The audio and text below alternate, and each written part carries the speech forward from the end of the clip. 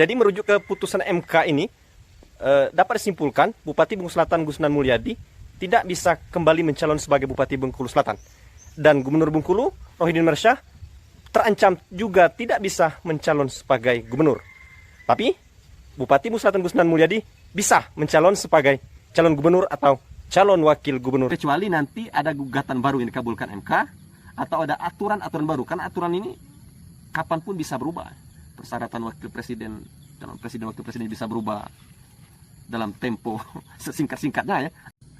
Assalamualaikum warahmatullahi wabarakatuh. Selamat pagi kawan-kawan sahabat itu dimanapun berada. Selamat berakhir pekan. Selamat menunaikan ibadah puasa bagi kaum muslimin dan muslimat yang menjalankan ibadah puasa pada hari ini. Semoga ibadah puasanya lancar. Beredar kabar dan informasi pasca putusan Mahkamah Konstitusi, Gubernur Bengkulu Rohidin Mersyah dan Bupati Bengkulu Selatan Gusnan Mulyadi terancam tidak bisa maju Pilkada 2024. Terkhusus Bupati Bengkulu Selatan Gusnan Mulyadi tidak bisa maju kembali sebagai calon bupati, dan Gubernur Bengkulu Rohidin Mersyah juga terancam tidak bisa maju sebagai calon gubernur di 2024. Lantas, apa saja sebenarnya yang menjadi isi putusan Mahkamah Konstitusi? Bagaimana proses kronologis terbitnya putusan Mahkamah Konstitusi tersebut? Kali ini kita akan sedikit berbagi informasi, sharing, dan juga diskusi dengan kawan-kawan sahabat YouTube terkait dengan putusan Mahkamah Konstitusi nomor 2 tahun 2023 yang sebenarnya keluarnya sudah lumayan lama ya. Putusan Mahkamah Konstitusi ini keluar pada tanggal 28 Februari tahun 2023 yang lalu. Sudah setahun lebih ya. Namun putusan Mahkamah Konstitusi ini kembali menjadi pembahasan hangat menjelang pelaksanaan Pilkada serentak di 2024, khususnya di Provinsi Bengkulu. Karena ini menyangkut nasib dua orang tokoh petahana, Bupati Petahana dan Gubernur Petahana, yakni Bupati Bengkulu Selatan Gusnan Mulyadi dan Gubernur Provinsi Bengkulu Rohidin Mersyah.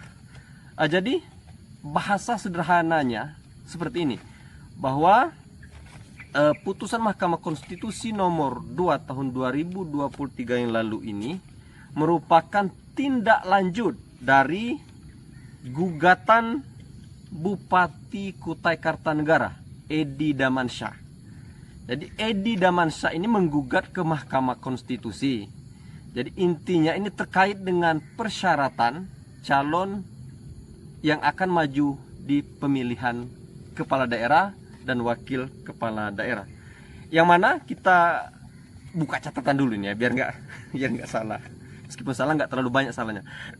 Jadi salah satu persyaratan calon kepala daerah berdasarkan pasal 7 huruf N Undang-Undang Pilkada kalau nggak salah ya. Warga negara Indonesia yang dapat menjadi calon gubernur, wakil gubernur, calon bupati, calon wakil bupati, dan calon wali kota, wakil wali kota yang belum pernah menjabat sebagai gubernur, wakil gubernur, bupati, wakil bupati, wali kota, dan wakil wali kota selama 2 kali masa jabatan dalam jabatan yang sama. Nah, 2 kali dalam masa jabatan yang sama inilah yang digugat oleh Bupati Kutai Kertanegara ke Mahkamah Konstitusi. Jadi, kalau merujuk peraturan yang ada, bahwasanya hitungan masa jabatan yang sama 2 periode, maksudnya bahasa sederhana itu 2 periode. Artinya kalau sudah 2 periode jadi bupati tidak bisa nyalon bupati. Kalau 2 periode jadi gubernur nggak bisa calon gubernur lagi. Kalau 2 periode jadi wakil bupati nggak bisa calon wakil bupati lagi. 2 periode jadi wakil gubernur tidak bisa calon wakil gubernur lagi. Nah, di Bengkulu Selatan dan Provinsi Bengkulu untuk gubernur itu ada hal yang agak khusus ya. Karena Bupati Bengkulu Selatan itu belum full 2 periode. Gubernur Bengkulu juga belum full 2 periode. Jadi kembali ke pembahasan Bupati Kutai Kartanegara. Bupati Kutai Kartanegara terkait dengan 2 periode ini. Kalau persyaratan yang ada sekarang ini kan 2 periode itu pola penghitungannya itu kalau sudah menjalani masa jabatan lebih dari setengah. Artinya kalau misalnya 2 tahun 6 bulan itu dihitung 1 periode. berapa tahun dulu kan udah jadi bupati definitif, Bung Gusna Mulyadi. Rohidi Mersah berapa tahun jadi gubernur definitif, itu yang bakal menjadi dasar penghitungan untuk periodisasi apakah sudah terhitung 2 periode atau belum. Nah, jadi kembali lagi ke persoalan gugatan Kutai Kartanegara. Jadi Bupati Kutai Kartanegara ini menggugat ke Mahkamah Konstitusi agar penghitungan persyaratan calon itu untuk periodisasinya dihitung itu setelah definitif saja. Jadi untuk hitungan udah jabatan periode yang sama itu kalau udah definitif, yang PLT tidak dihitung. Nah, jadi kalau dari hitungan Bupati Kutai Kartanegara, contohnya kita contohkan Bupati Kutai Kartanegara karena beliau yang menggugat ke MK ya. Jadi Bupati Kutai Kartanegara ini menjadi PLT Bupati selama 10 bulan 3 hari terhitung 9 April 2018 sampai dengan 13 Februari 2019. Sedangkan menjadi bupati definitif itu terhitung 2 tahun 9 hari terhitung 14 Februari 2019 sampai dengan 25 Februari 2021. Kemudian beliau ini kembali terpilih menjadi Bupati Kutai Kartanegara untuk periode 2021-2026. Jadi beliau ini minta kalau yang dihitung menjadi persyaratan calon untuk menghitung sudah 1 periode atau belum itu cukup dihitung yang definitif saja. Tapi Mahkamah Konstitusi menolak gugatan ini. Sehingga dalam tabel nanti saya perlihatkan tabel dari penghitungan Mahkamah Konstitusi. Periode 2016 sampai 2021 Bupati Kutai Kartanegara ini sudah dihitung 1 periode menjabat untuk 2016-2021 ya, dengan rincian 10 bulan 3 hari sebagai pelaksana tugas terhitung 9 April 2018 sampai dengan 13 Februari 2019. Dan juga 2 tahun 9 hari sebagai Bupati definitif terhitung sejak 14 Februari 2019 sampai dengan 25 Februari 2021. Menurut perhitungan Mahkamah Konstitusi ya, bahwasanya yang bersangkutan tersebut sudah dihitung menjadi Bupati Kutai Kartanegara selama 2 tahun 10 bulan 12 hari. Artinya baik itu selama PLT maupun setelah definitif itu sama-sama dihitung untuk menentukan apakah sudah 1 periode atau belum. Kalau sudah lewat dari 2 tahun ya, maksud kami 2 tahun 6 bulan, maka itu terhitung sudah 1 periode. Nah, jadi kita bacakan ya bunyi putusan MK. Kita buka catatan dulu. Dalam salinan putusan Mahkamah Konstitusi tersebut, saya bacakan ya. Berdasarkan pertimbangan putusan-putusan di atas, khususnya pertimbangan hukum dan amar putusan Mahkamah Konstitusi nomor 22 garing PUU strip 7 Romawi garing 2019 yang menyatakan masa jabatan yang dihitung 1 periode adalah masa jabatan yang telah dijalani setengah atau lebih dari setengah masa jabatan, yang dikuatkan kembali dalam pertimbangan hukum putusan Mahkamah Konstitusi nomor 67 garing PUU strip 18 garing 2020 yang menyatakan setengah masa jabatan atau lebih dihitung 1 kali masa jabatan. Artinya, jika seseorang telah menjabat kepala daerah atau sebagai pejabat kepala daerah selama setengah atau lebih masa jabatan, maka yang bersangkutan dihitung telah menjabat 1 kali masa jabatan. Sehingga permohonan pemohon yang menghendaki agar kata menjabat dalam frasa belum pernah menjabat sebagai gubernur, wakil gubernur, bupati, wakil bupati, wali kota dan wakil wali kota selama 2 kali masa jabatan dalam jabatan yang sama untuk calon gubernur, calon wakil gubernur, calon bupati, calon wakil bupati, calon wali kota, dan calon wakil wali kota. Dalam pasal 7 ayat 2 huruf N Undang-Undang 10 tahun 2016 dinyatakan bertentangan dengan Undang-Undang 1945 dan tidak mempunyai kekuatan hukum mengikat sepanjang tidak dimaknai menjadi menjabat secara definitif dengan sendirinya telah terjawab oleh pertimbangan hukum tersebut. Dengan demikian, berdasarkan pertimbangan hukum dan amar putusan Mahkamah Konstitusi nomor 22 garing PUU strip 7 garing 2019 yang kemudian dikuatkan dalam pertimbangan hukum putusan Mahkamah Konstitusi nomor 67 garing PUU strip 18 garing 2020, makna kata menjabat dimaksud telah jelas dan tidak perlu dimaknai lain selain makna dimaksud dalam putusan tersebut. Dengan demikian, kata menjabat adalah masa jabatan yang dihitung 1 periode, yaitu masa jabatan yang telah dijalani setengah atau lebih dari masa jabatan kepala daerah. Oleh karena itu, melalui putusan aku, Mahkamah perlu menegaskan bahwa yang dimaksud dengan masa jabatan yang telah dijalani setengah atau lebih adalah sama dan tidak membedakan masa jabatan yang telah dijalani tersebut, baik yang menjabat secara definitif maupun pejabat sementara, sebagaimana didalilkan oleh pemohon. Artinya kalau kita baca dari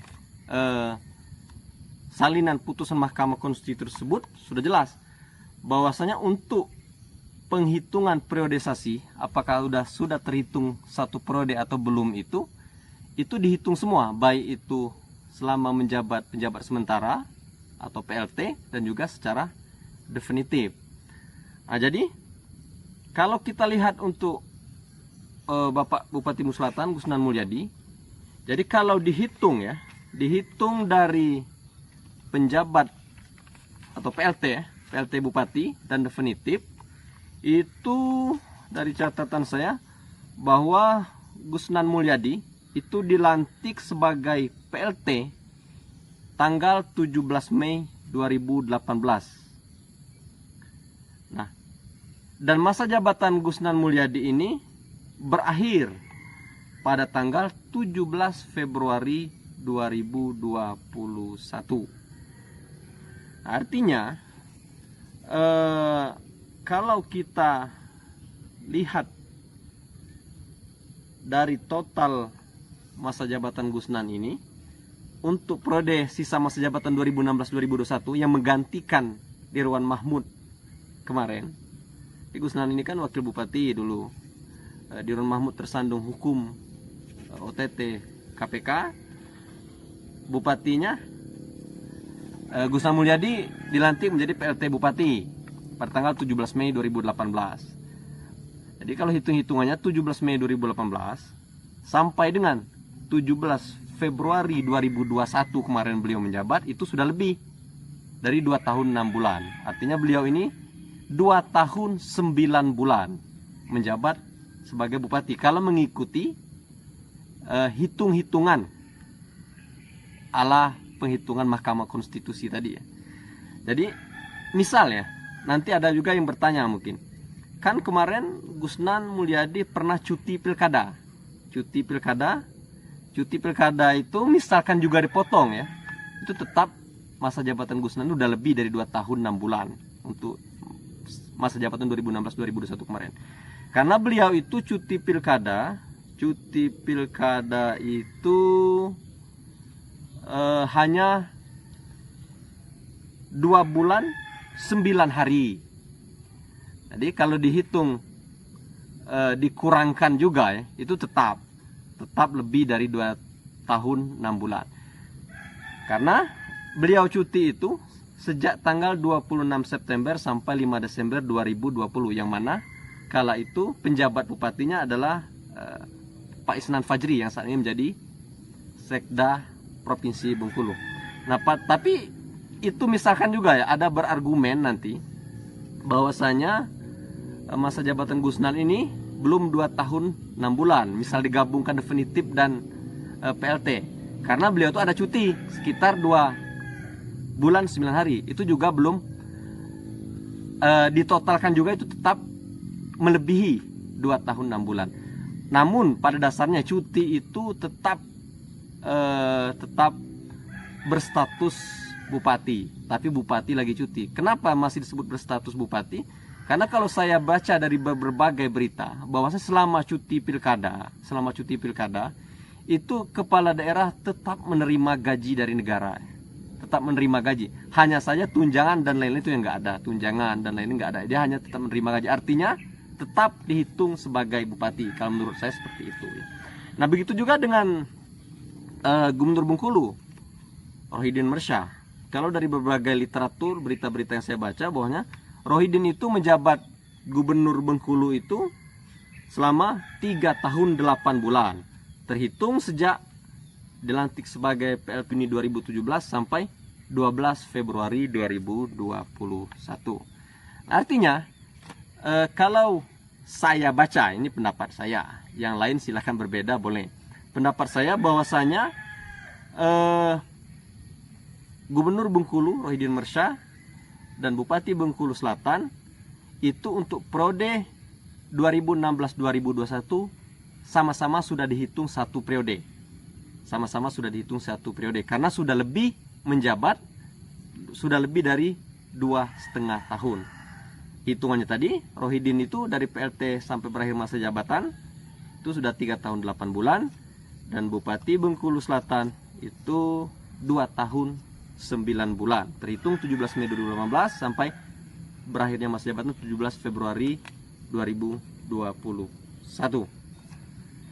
Sehingga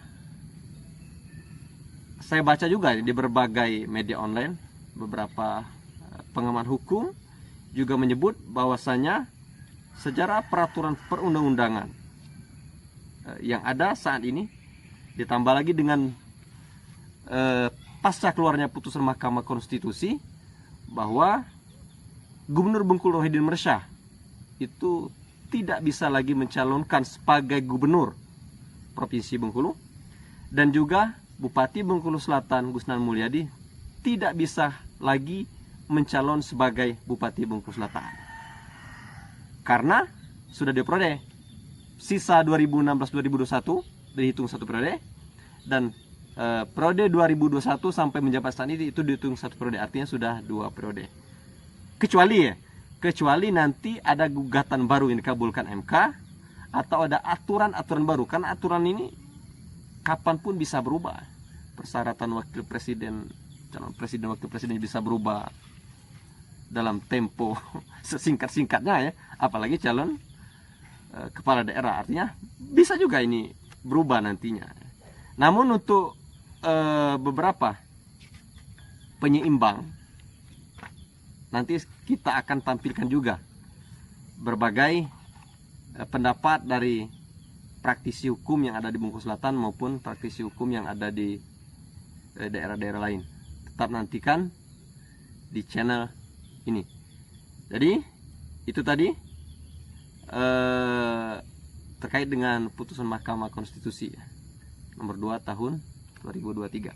Bagi kawan-kawan sahabat YouTube yang ingin mendapatkan file soft copy terkait dengan putusan MK nomor 2 tahun 2023, silakan komen di komentar, lampirkan nomor WA-nya, nanti saya kirim ke WA ya. Demikianlah. Semoga bermanfaat. Saya akhiri, billahi fisabil haq, fastabiqul khairat. Assalamualaikum warahmatullahi wabarakatuh. Salam bahagia tanpa syarat.